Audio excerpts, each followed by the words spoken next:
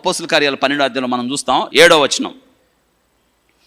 ఇదిగో ప్రభు దూత అతని దగ్గర నిలిచాను. చాలు, నువ్వు ప్రార్థన చేస్తే నీ పక్షాన యుద్ధం చేయడానికి ఎవరు వస్తారు?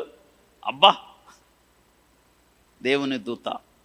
When you pray, angel will come down, angels will come down. నీ పక్షాన యుద్ధం ఎవరిది? Battle is the lord's. యుద్ధం యెహోవాది. వెన్ యూ ప్రే. కానీ ప్రార్థన చేయట్లా మనం. చుట్టండి 1,85,000 మంది సైన్యం. అష్షూరు వారు నోటికి హద్దు లేకుండా దూషిస్తున్నారు యూదులను, ఇజ్రాయేలీలను. ఆ దినాల్లో యూదా దేశాన్ని హిజ్కియా పరిపాలిస్తున్నాడు.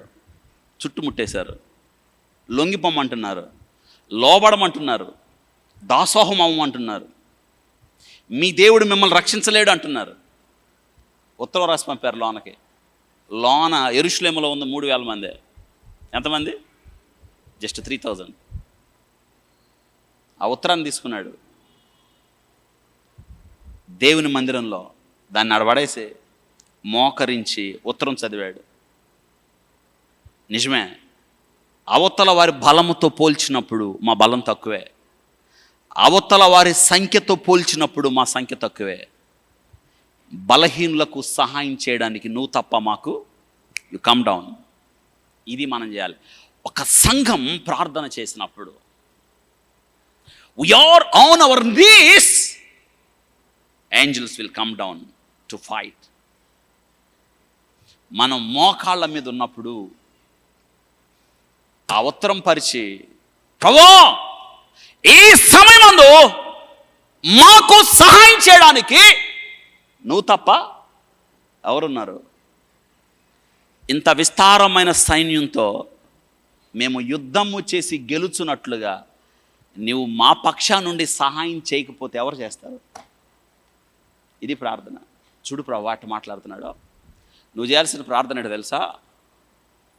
మనం బలహీనమే కావచ్చు, మనం ఎక్కువ మందిని కాకపోవచ్చు, మనకి ఏ శక్తి సామర్థ్యాలు లేకపోవచ్చు, but you have power when you are on your knees. నీకు శక్తి ఉంది. నువ్వు మోకరించి ప్రార్థన చేసినప్పుడు, సంఘం ప్రార్థన చేసినప్పుడు ఎక్కడికి పోద్దా శక్తి? యెహోవానైనా నేను మార్పు లేని వాడను అన్నాడు. ఏం లేదు, మార్పు లేదు. ఆ దేవుడే ఈ దేవుడు. అంతే అండి. హిజ్కియా ప్రార్థన విని దేవుడు, ఇదిగో దేవుడు దూతను పంపాను. ఎవరిని పంపాడు? అంతే, దూత రావడం 1,85,000 మంది. ఏమైంది? ఊచకోత, శవాలుగా కుప్పలుగా పడిపోయారు. పని ముగించి దేవుని దూత వెళ్ళిపోయాను. ప్రార్థించిన రాత్రి. కాబట్టి మీరేం చేయాలి? చర్చ్ షుడ్ ప్రే. ప్రార్థించండి.